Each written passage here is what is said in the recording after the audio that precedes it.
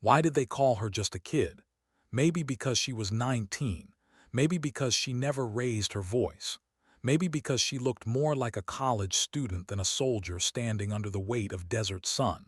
Or maybe it was because no one ever expected her to be the one who would change the fate of an entire outpost.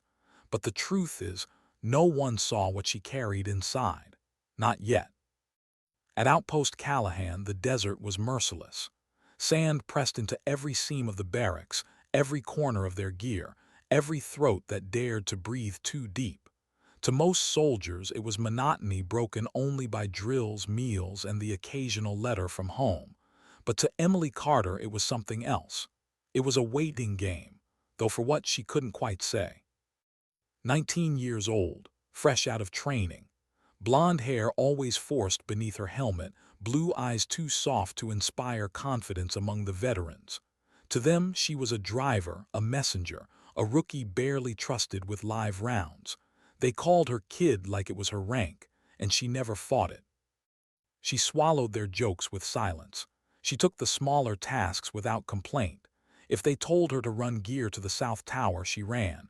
If they told her to clean weapons, she cleaned.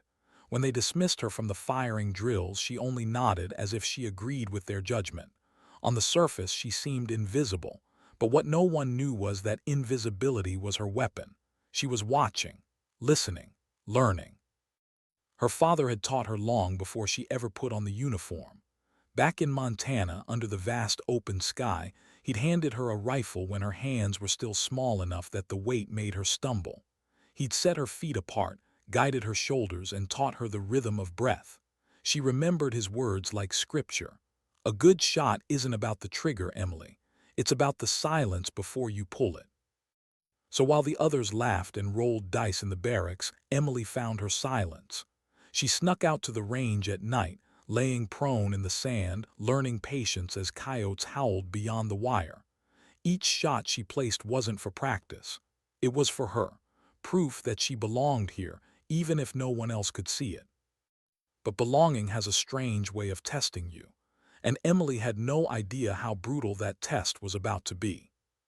The first thud came just after dusk. It was deep, almost like the earth itself had hiccuped. Then the ground trembled and dust rained down from the rafters of the barracks. Mortars. Within seconds the sirens wailed. Boots thundered against concrete. Voices shouted into radios, overlapping in panic. Contact North Ridge. Multiple hostiles. Repeat, multiple hostiles inbound. Emily's heart leapt, but not in fear. In clarity. She grabbed her helmet, her vest, her rifle. The air outside was already thick with smoke and dust, the horizon flickering with muzzle flashes. The veterans she'd shadowed for weeks now scrambled in confusion, shouting over each other, firing wild bursts into the haze. She followed orders, running toward her assigned sector along the southern wall. Her chest was tight, her hands steady. She'd imagined this moment before, but never like this. And then came the call that froze everyone around her. Sniper down. We need a sniper on the wall, now. The base's only designated marksman had been hit in the first barrage, dragged unconscious toward the infirmary.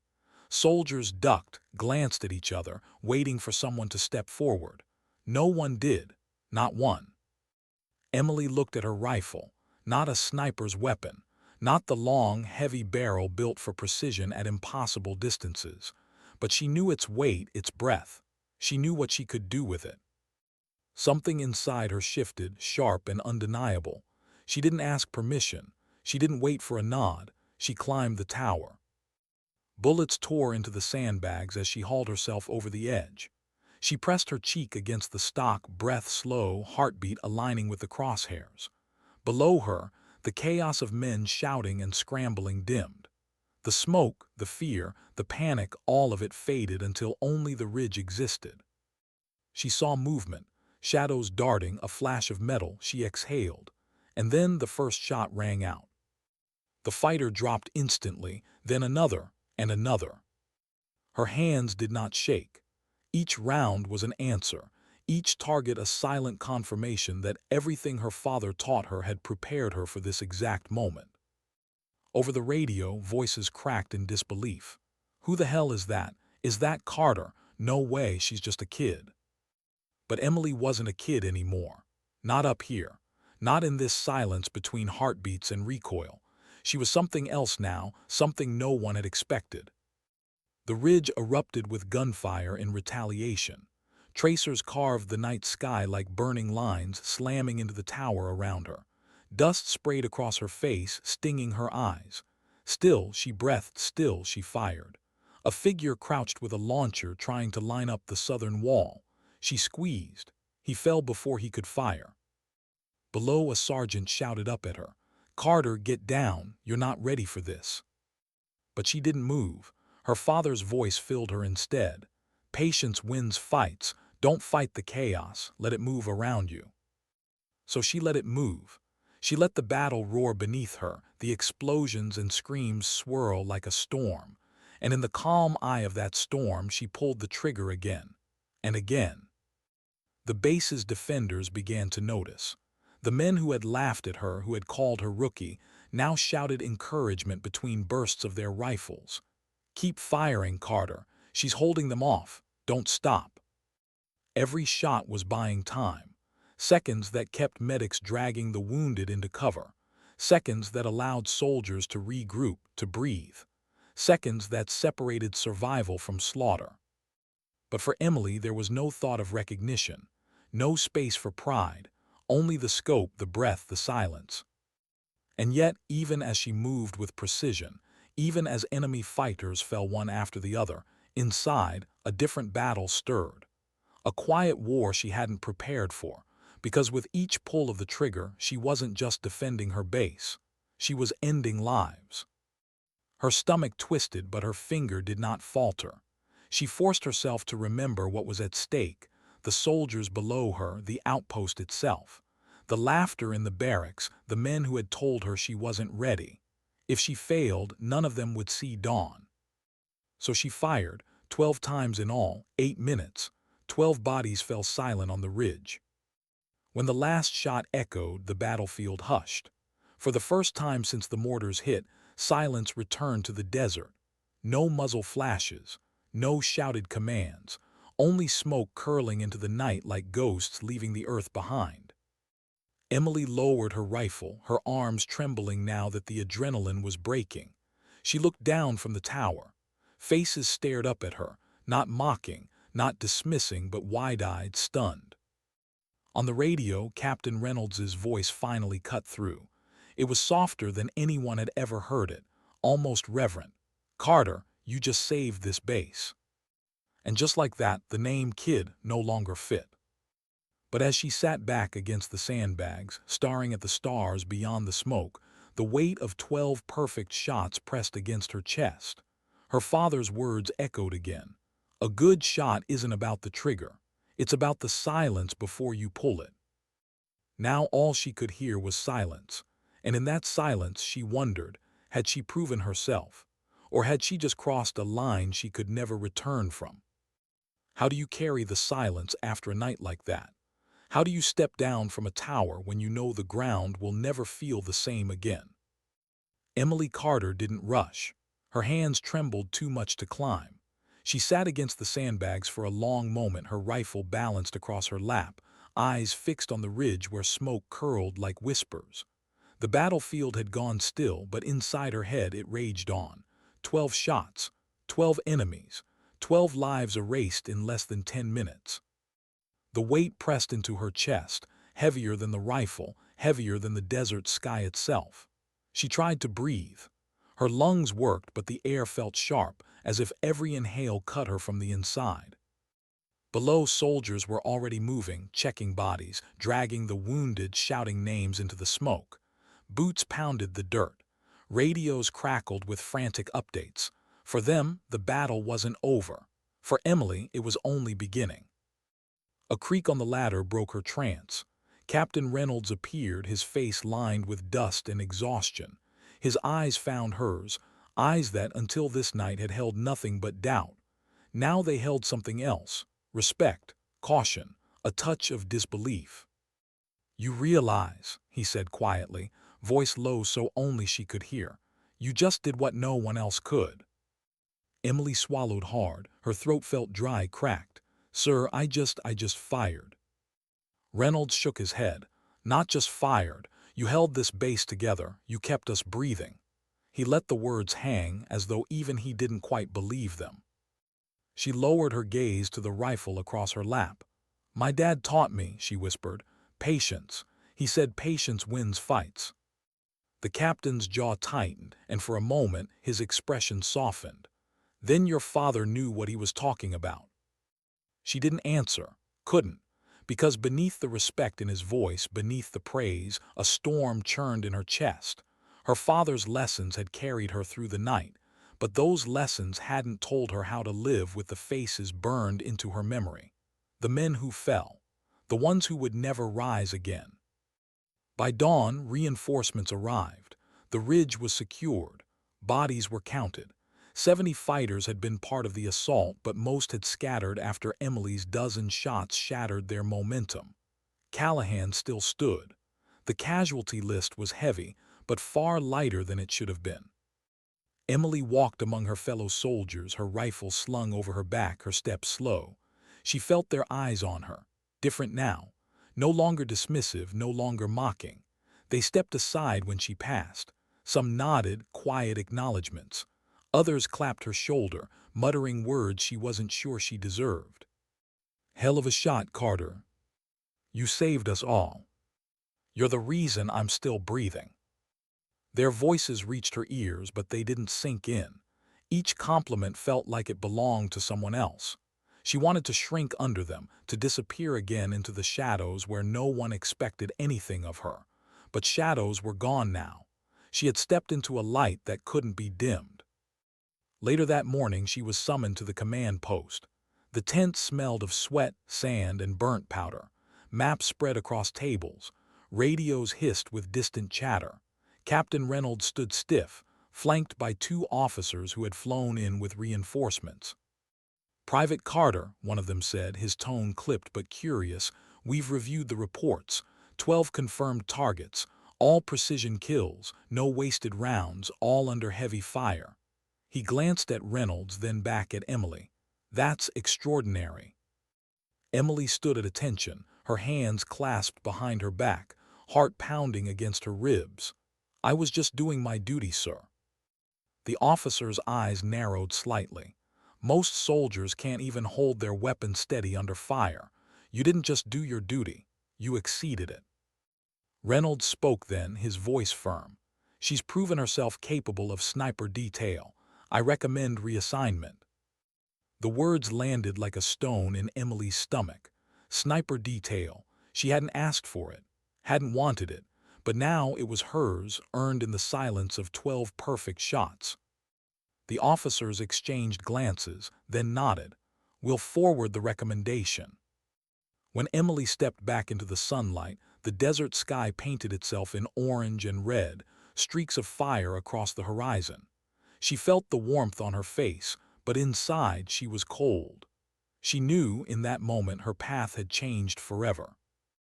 Back at the barracks, the young soldiers who had once mocked her fell silent when she entered.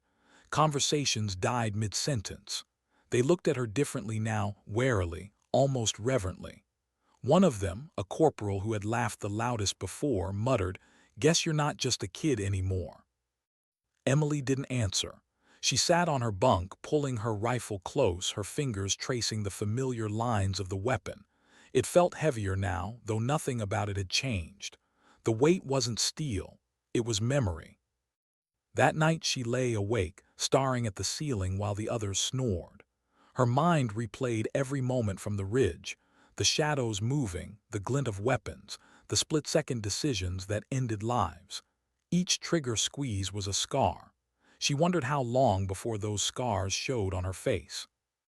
Days turned into weeks. The story of that night spread across the outpost like wildfire. Soldiers told it in the mess hall, their voices carrying both pride and disbelief. 12 shots in 8 minutes. The kid did it. For them it was a tale, a badge of honor. But for Emily it wasn't a story. It was a weight she carried alone. She walked differently now, not because she wanted to, but because the others had changed around her. Veterans who had once ignored her now saluted. When she entered the range, no one laughed. They just watched, silent, as she lined up her shots. They knew they were in the presence of someone who had proven herself under fire. But Emily didn't feel like a legend. She felt like a 19-year-old who had fired 12 times too many. One evening, Captain Reynolds found her sitting alone by the perimeter wall. Her rifle rested across her knees, her eyes fixed on the horizon. The desert wind tugged at her ponytail, carrying with it the lingering scent of burned powder still clinging to the earth. "You did what you had to do," Reynolds said quietly, lowering himself beside her on the sandbags. Emily didn't look at him. Her voice cracked when she spoke. "I keep seeing their faces." Reynolds nodded. "That's what it means to care. The ones who stop seeing, that's when you worry. Don't mistake guilt for weakness, Carter. What you did saved us all." She clenched her jaw, tears burning at the corners of her eyes. "I didn't want to be a sniper. I didn't want to be the one." Reynolds's reply was gentle, steady. "Heroes never do. They don't ask for it. They just step up when no one else will." The word hero made her stomach twist. She didn't feel like one, not with the faces carved into her memory, not with the silence pressing in whenever the night grew too still. But deep down, she knew the captain was right. On that ridge, she hadn't thought about recognition or glory.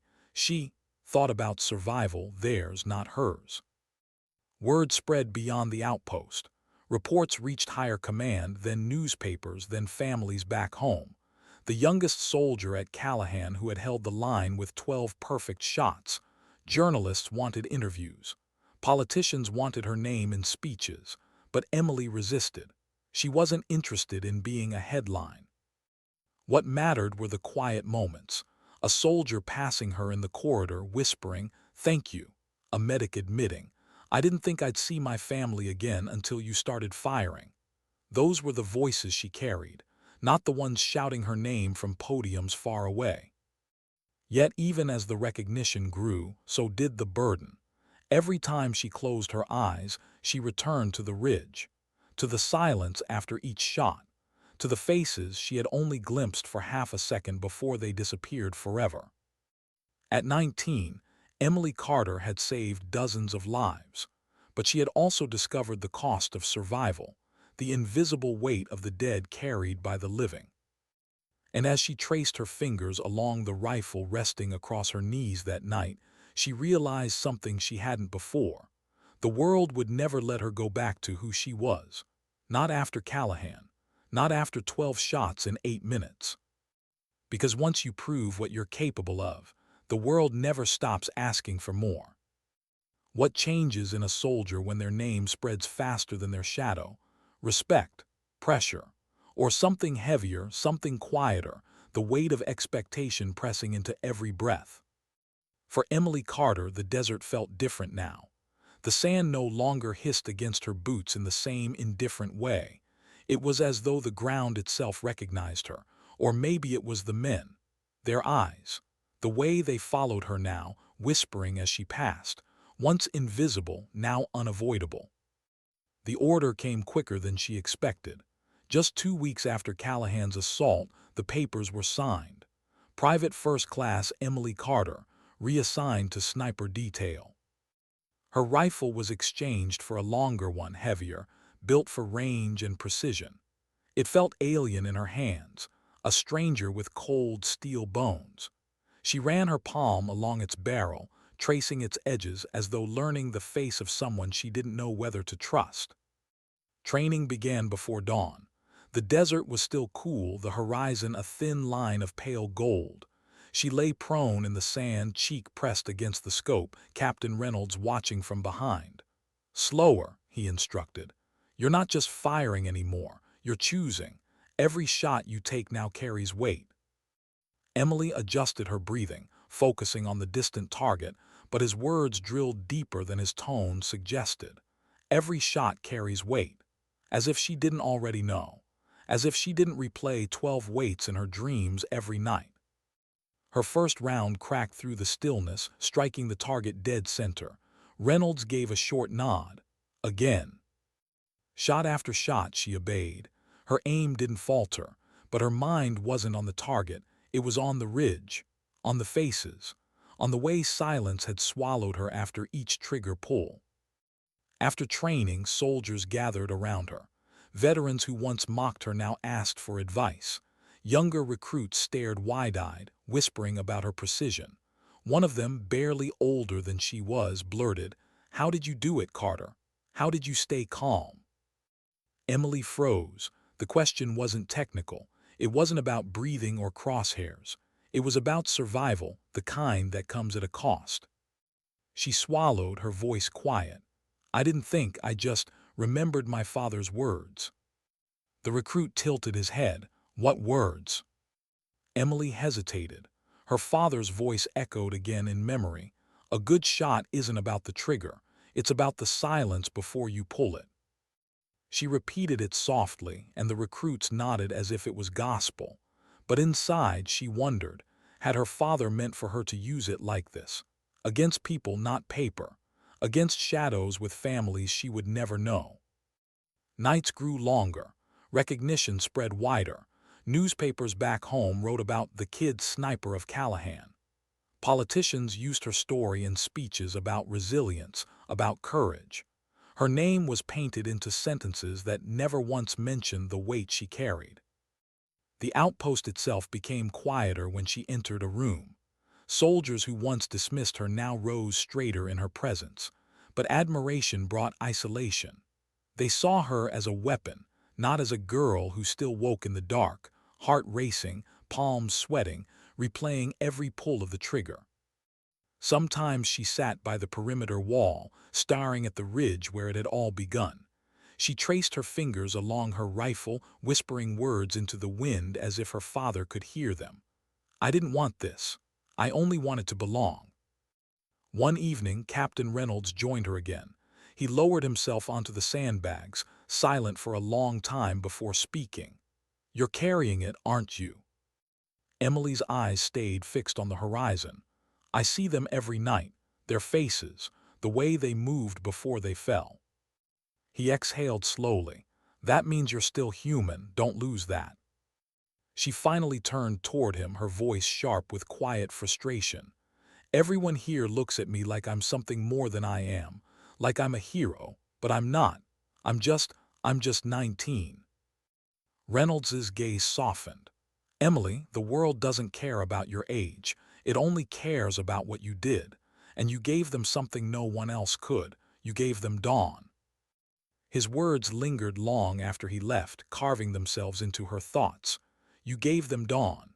But in giving them dawn, what had she taken from herself? Weeks passed and her reassignment became permanent. She was no longer called kid in the barracks, no longer mocked in whispers, but she wasn't called Emily either. She was sniper, shooter, the girl who saved Callahan. Her identity had shifted, and there was no way back. On one particularly hot afternoon, Emily stood at the range, sweat dripping down her temples. A new recruit, nervous and fumbling, failed to hit his target. He cursed under his breath, shoulders sagging. Emily watched him, something stirring inside her. Without a word, she approached, adjusted his grip, steadied his stance. "Breathe," she said softly. "Don't fight the chaos. Let it move around you." He looked at her confused. "Chaos?" She nodded. "The noise, the panic, the fear. It'll always be there, but it doesn't belong to you. Don't carry it. Let it pass." The recruit inhaled shakily, exhaled, then fired. The round struck closer to center. His shoulders eased. He looked at her with a mixture of awe and gratitude. Emily forced a small smile, but inside the storm raged. She wasn't just training him to shoot.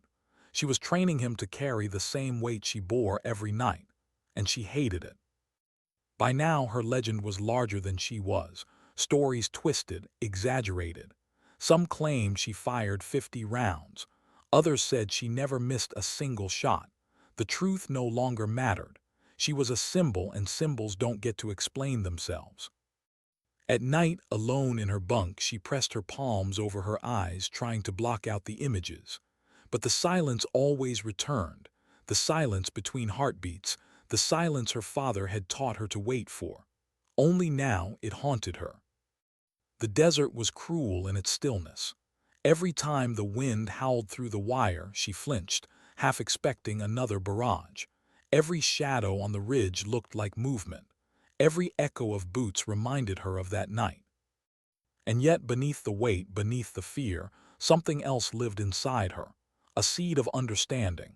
That courage wasn't the absence of fear, it was the decision to act anyway. Emily didn't want to be a hero, she didn't want to be a sniper, but the world had placed both upon her shoulders, and as much as she wanted to shake them off, she knew she couldn't. Not anymore. Because once you've proven you can hold the line keeps coming back to you. She whispered into the desert night, her voice so soft even the wind barely carried it. "Dad, am I still me? Or did I lose myself on that ridge?" The stars above offered no answer, only silence. The same silence that had guided her finger, the same silence that now weighed on her soul. What happens when the silence follows you beyond the walls of the outpost? When it clings to your skin like dust, whispering that the next shot you fire might not just save lives, but change everything again. Emily Carter had thought the ridge at Callahan would be the end of her test, that after 12 shots, after saving the base, she had proven herself. But the world doesn't stop asking once it knows what you're capable of. It asks for more, always more. Her reassignment came stamped and final, sniper detail. The role she never asked for, never wanted, but couldn't escape. And with it came her first mission beyond the wire. It was simple on paper. A convoy had been ambushed days earlier, leaving supply routes vulnerable. Intelligence suggested the enemy was regrouping in a nearby village, using abandoned structures as cover. Emily's task was to provide overwatch for the patrol sent to investigate.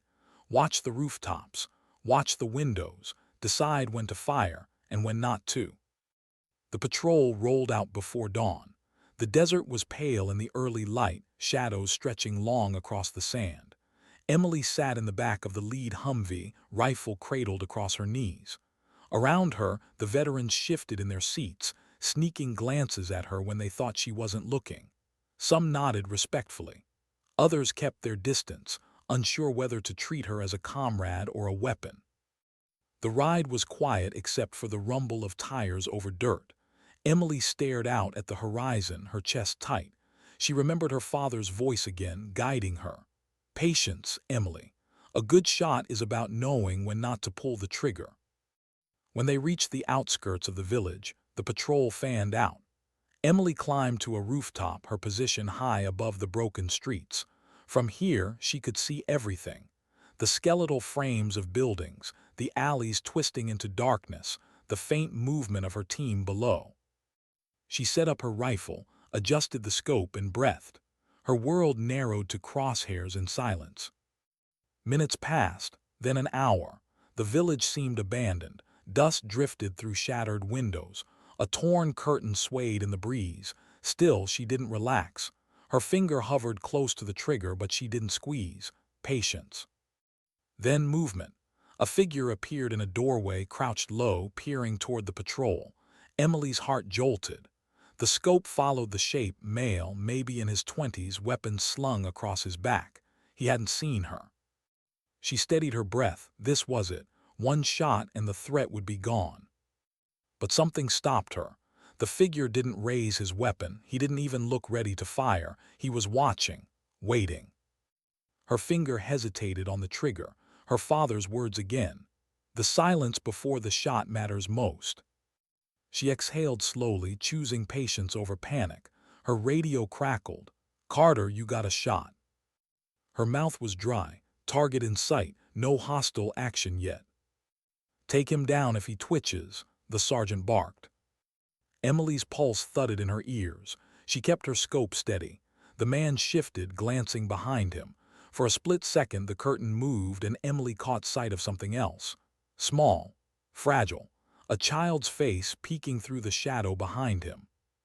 Her chest constricted, her finger froze. This wasn't just a fighter, he wasn't alone. "Carter status," the radio hissed. She swallowed hard, holding not hostile yet. "Damn it, Carter, don't freeze on me." The man finally stepped back, vanishing into the darkness. The curtain fell. Silence swallowed the street again. Emily let out the breath she'd been holding, her body trembling with restraint. She had chosen not to fire, and for the first time since Callahan, she realized the burden of her role wasn't just about when to pull the trigger. It was about when not to. The patrol continued, cautious but unharmed. Hours later, they regrouped outside the village. The sergeant eyed her, his jaw tight. "You had him. Why didn't you take the shot?" Emily met his gaze, her voice steady despite the storm inside. "Because he wasn't aiming at us. Because there was a child behind him." The sergeant's expression shifted, disbelief tangled with something else, respect he didn't want to admit. He said nothing more. Back at Callahan, the report was filed. Officially, no shots fired, mission successful, but unofficially whispers spread again. Some said she hesitated. Others said she had nerves of steel, seeing more than anyone else could. For Emily, it wasn't about whispers. It was about what she saw through the scope, the line between enemy and human, threat and father, target and family. It was about the silence she had chosen to keep. That night she sat alone by the perimeter wall again, rifle resting across her knees. The desert wind was cool, carrying with it the faint hum of distant insects. She stared at the stars, her voice barely above a whisper. "Dad, today I didn't pull the trigger, and I don't know if that makes me weaker or stronger." No answer came, only the endless silence of the desert. But in her chest, something eased. Maybe strength wasn't always measured in the shots you fired. Maybe it was in the ones you didn't. The following days only deepened the tension. Higher command praised her patience, calling it discipline under fire.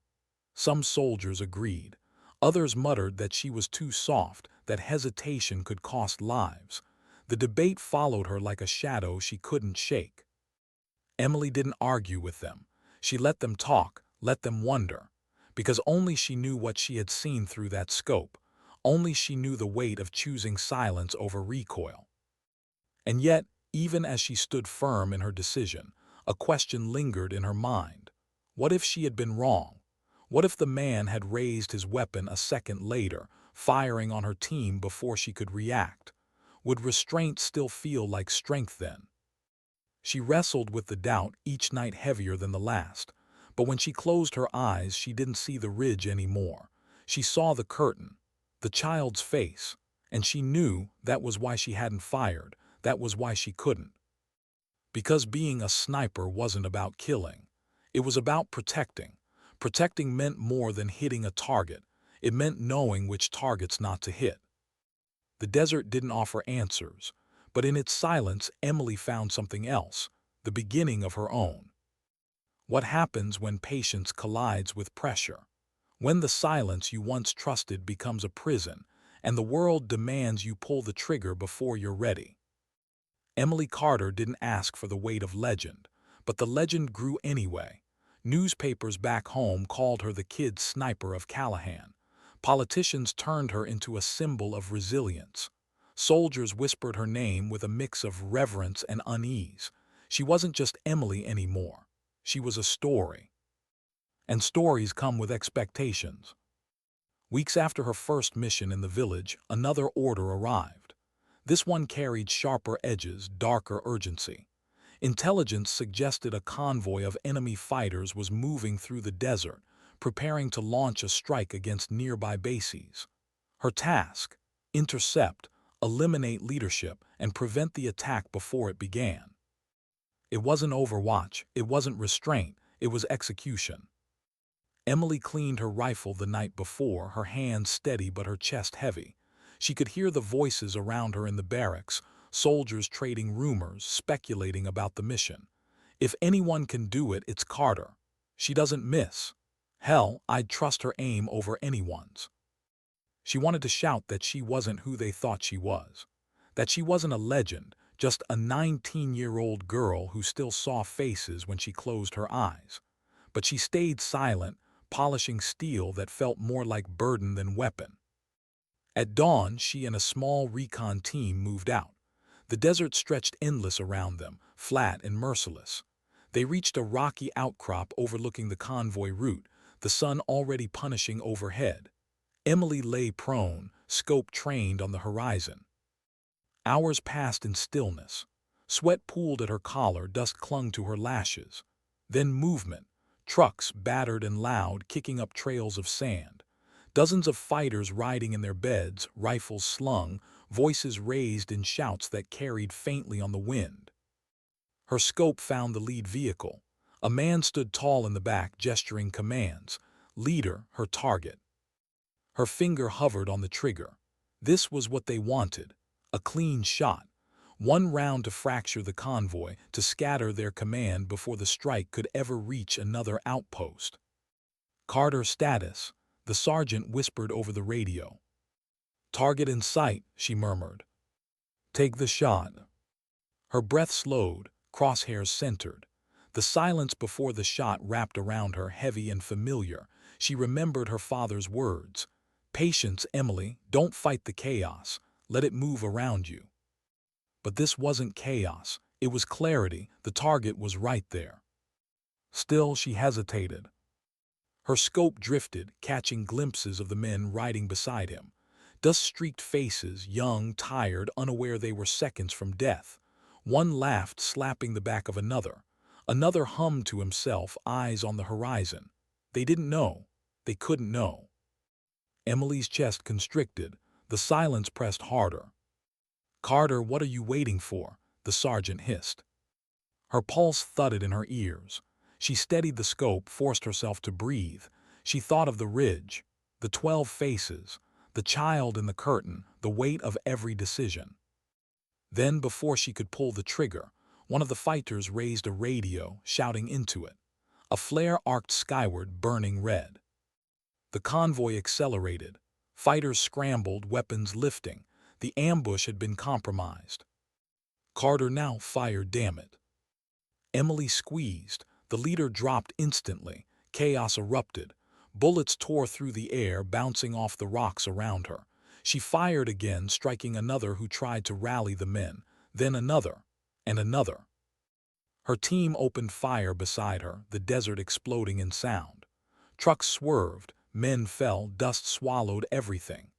Emily's scope moved with grim precision, each shot deliberate, each recoil heavier than the last. Minutes later it was over. The convoy lay in ruin, bodies scattered, smoke rising, the desert quiet again. Her sergeant clapped her shoulder, voice fierce with adrenaline. Damn fine work, Carter. You broke them before they even got close. Emily nodded stiffly, her face unreadable. Inside, her chest was hollow. That night back at Callahan, reports hailed the mission as a success. Casualties prevented, attacks stopped, Carter flawless again. But Emily didn't feel flawless. She felt fractured. In the barracks, soldiers cheered her name. In the mess hall, they raised their cups in her honor. But she sat apart, staring into her plate, untouched food cooling. She could still see their faces. The ones who never had the chance to raise their rifles. The ones who were laughing one second and gone the next. Later, alone by the perimeter wall, she traced her fingers along the barrel of her rifle, whispering to the desert, "How many more, Dad? How many before I stop seeing them?" The stars above gave no answer, only silence, always silence. The following week, a letter arrived. Official commendation, praise from higher command, more requests for her detail, her legend growing louder, wider, heavier. Captain Reynolds handed it to her, his expression unreadable. "They're turning you into a symbol, Carter." She frowned, her voice low. "I don't want to be a symbol." He studied her for a long moment, then said quietly, "Symbols don't get to choose." The words cut deeper than she expected, because he was right. She was Emily anymore. She wasn't the kid. She wasn't even just a sniper. She was a story shaped, told, twisted by others. But late at night, when she lay in her bunk, staring at the ceiling, she knew the truth. She wasn't the story they told. She wasn't flawless, fearless, or unbreakable. She was 19, and every shot carried a face she would never forget. The silence pressed harder, and she wondered, when the world demands more, when hesitation could cost lives, how long could she keep choosing patience? Because patience was a lesson, but war didn't always wait for lessons. How long can someone carry the silence before it starts to break them? Emily Carter had lived with it since Callahan. The silence between shots, the silence after the ridge went still, the silence that followed her into every mission, every night, every dream. At first, she had trusted it, used it, but now it felt different. It pressed against her chest like a weight she couldn't breathe beneath. And still, the world demanded more. 2 weeks after the convoy strike, another mission dropped on her lap, this one harsher. A raid on a suspected weapons cache hidden deep within a cluster of hills. Intelligence said the enemy was stockpiling RPGs and mortars, enough firepower to cripple half the sector. Emily's role, overwatch again, take out sentries, cover the team, ensure success. The briefing was clinical, maps spread across tables, coordinates rattled off, risks calculated. Emily listened in silence, hands folded, eyes fixed on the paper in front of her, but inside her stomach knotted tighter with every word. When the briefing ended, soldiers filed out, voices low with anticipation. Captain Reynolds lingered, his gaze found hers. "You ready for this?" Emily nodded automatically, though her throat burned. "Yes, sir." But when she lay in her bunk that night, rifle across her knees, she whispered into the dark, "I don't know if I am." The mission launched before midnight. The desert air was sharp, cool, carrying the faint scent of dust and oil. Emily moved with her team across the ridgeline, every step sinking into silence. They reached their vantage point, a crag overlooking the valley where the cache was hidden. Through her scope, Emily saw them, figures moving between makeshift shelters, guards posted near a cave entrance, weapons stacked in crude piles.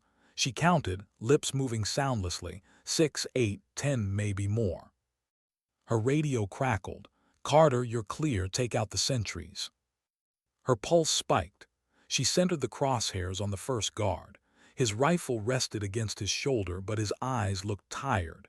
He leaned on the wall like he'd been standing too long, just a man doing his watch.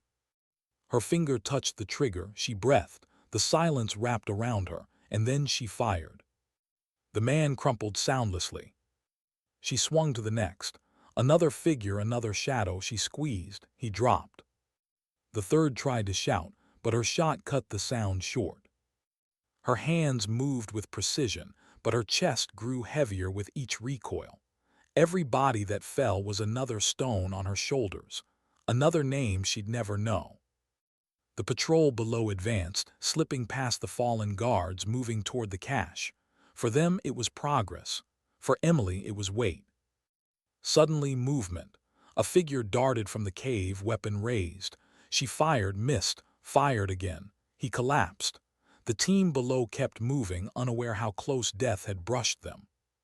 Her radio hissed, "Nice save, Carter, keep us covered." She swallowed hard, forcing the bile back down. Her eyes burned against the scope.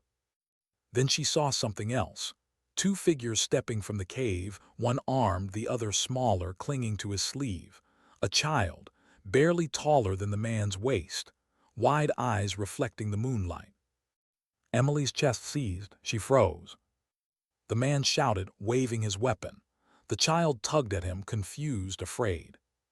Her scope locked on the man. She could end him, but the child's face filled the crosshairs too. "Carter, take him down," the sergeant barked over the radio. Her breath shattered. Her finger twitched. She wanted to fire, needed to, but she couldn't, not with those eyes staring back. Seconds stretched. The man lifted his weapon toward the patrol. Emily fired. The round struck true. The man dropped. The child screamed, crumpling beside him. Emily's vision blurred. Her hands shook. She pulled the scope away, unable to look. "Target neutralized," the radio confirmed. "Keep covering." But Emily didn't hear them anymore. All she heard was the child's scream echoing in her skull, louder than gunfire, louder than the desert itself. The mission raged on.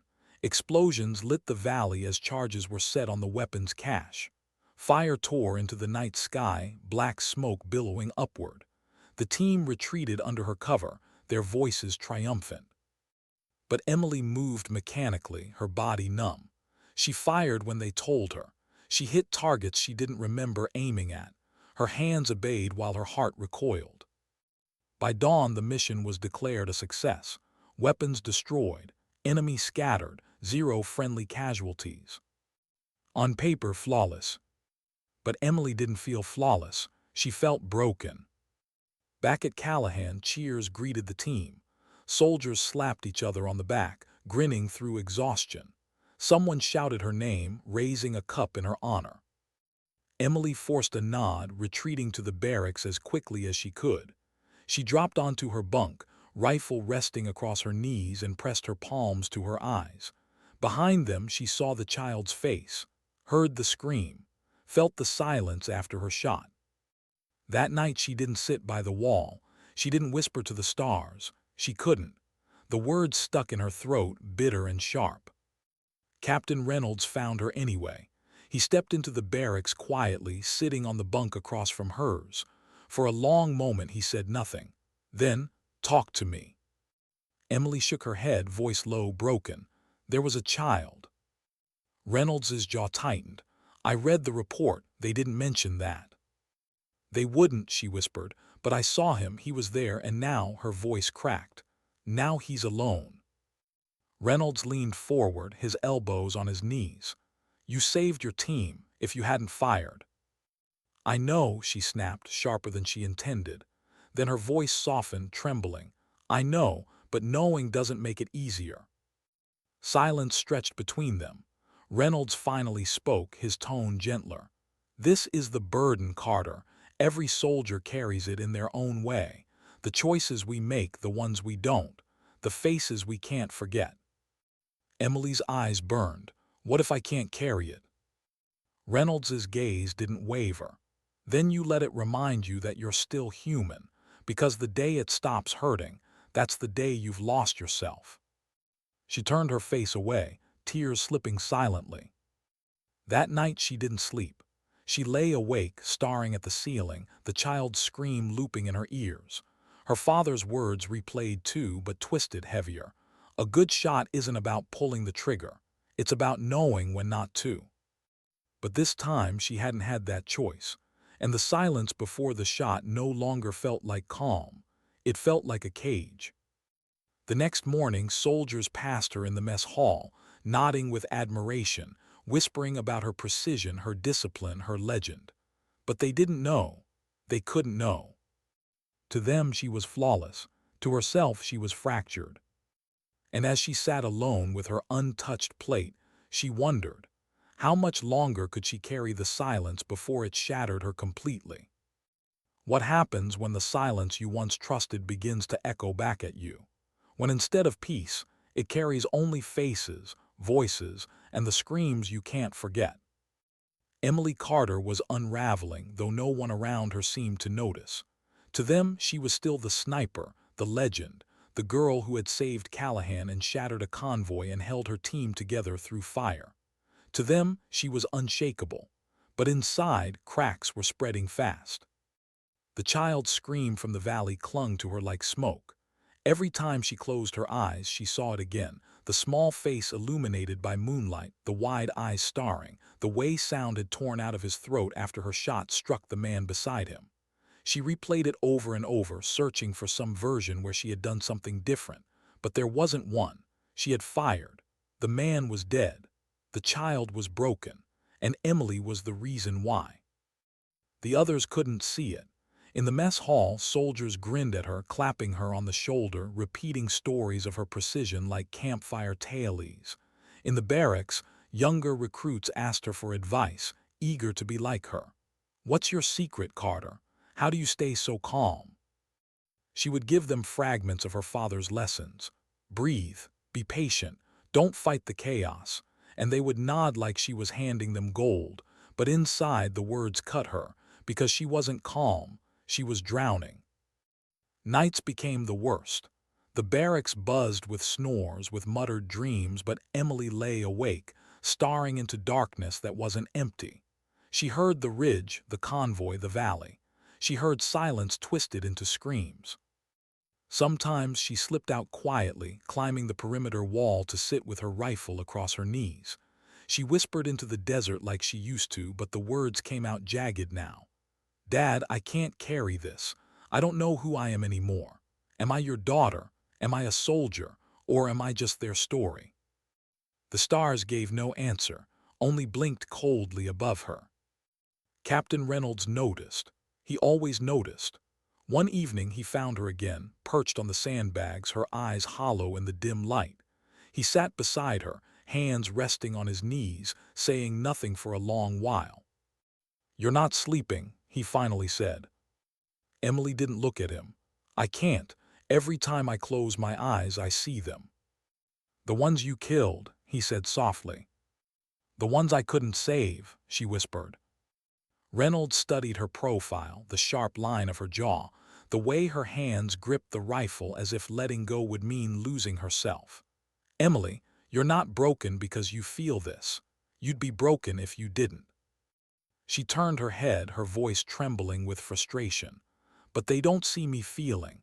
They see me as some weapon, a legend, a story. Do you know what it's like to walk into a room and have everyone stare at you like you're not a person anymore?" Reynolds's eyes softened. "Yes," he said quietly, "I do." The admission startled her. She searched his face for explanation, but he gave none, just silence, and maybe that was answer enough. The next mission came sooner than anyone wanted. A high-value target rumored to be planning coordinated assaults across the region.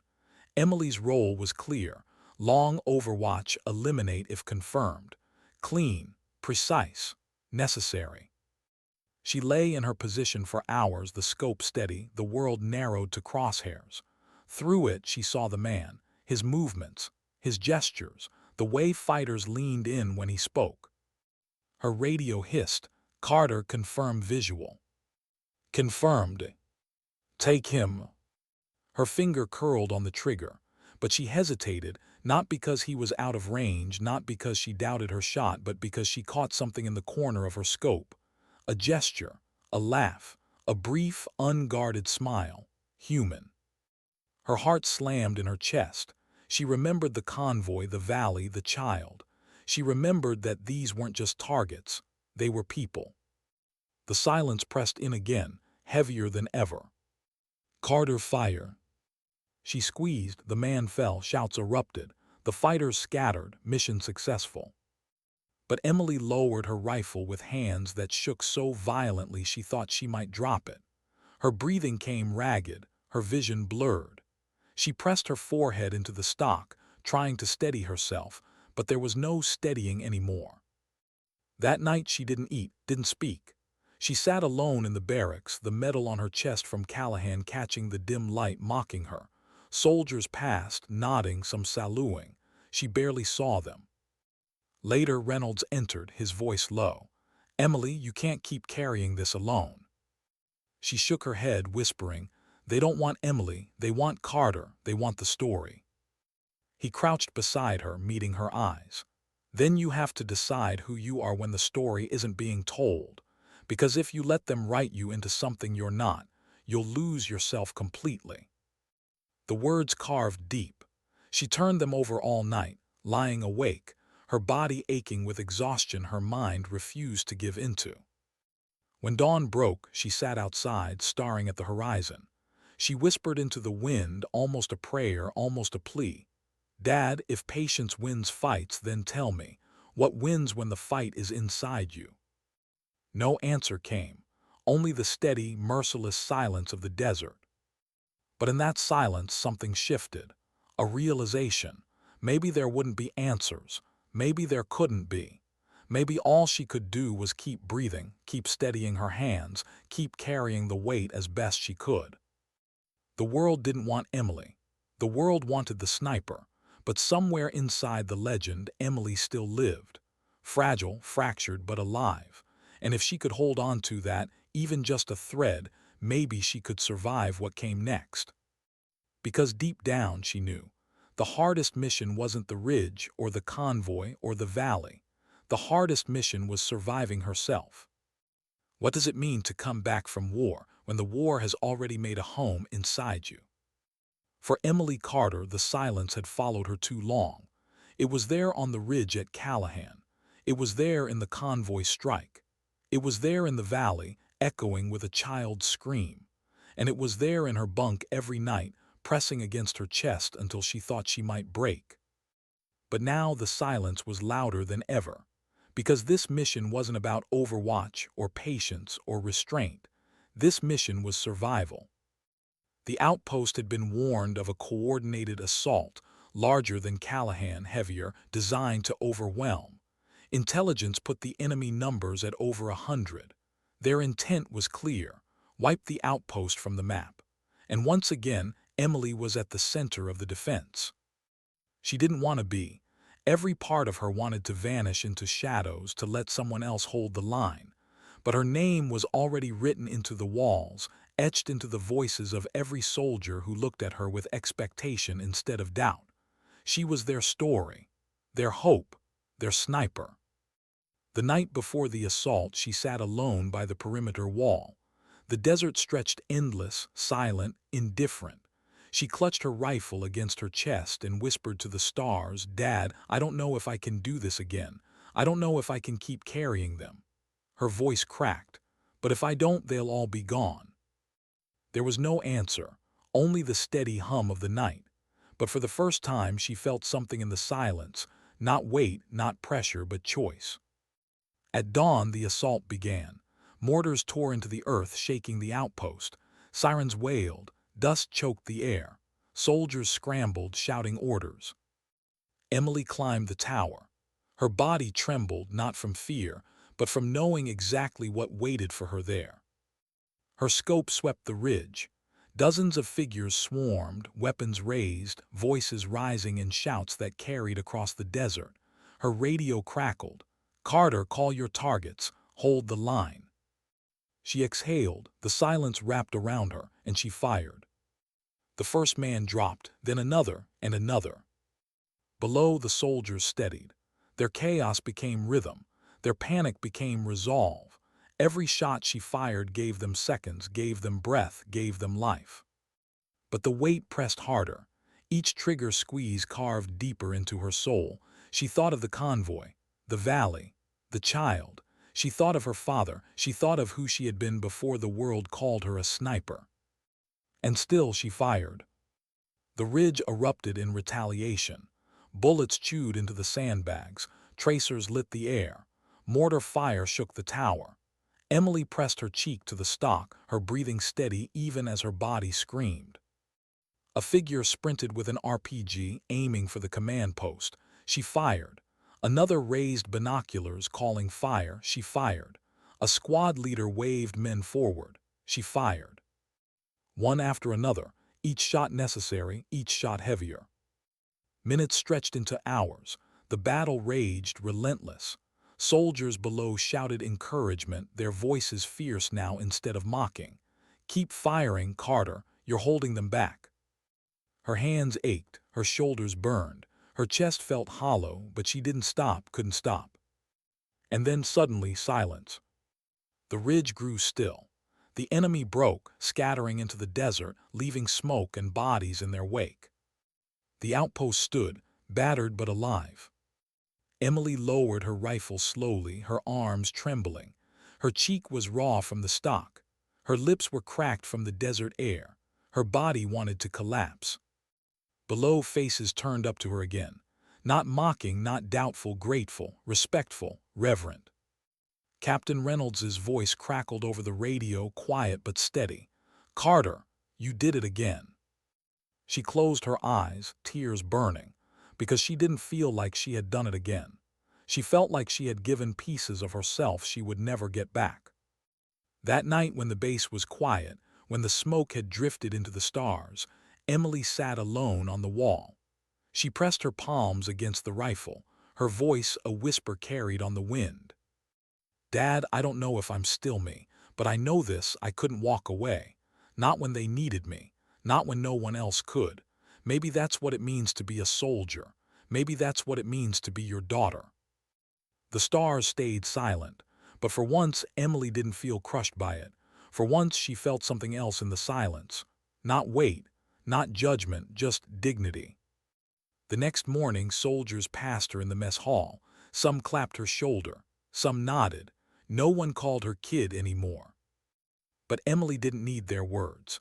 She knew who she was now, not a story, not a symbol, not a legend. Just a soldier, a 19-year-old girl who had stood when it mattered most. And though the weight of her shots would never leave her, though the faces would always follow, she understood something her father had tried to teach her all along. Courage doesn't announce itself. It doesn't shout or boast. It doesn't demand recognition. Sometimes courage doesn't speak at all. Sometimes dignity doesn't speak. It simply acts.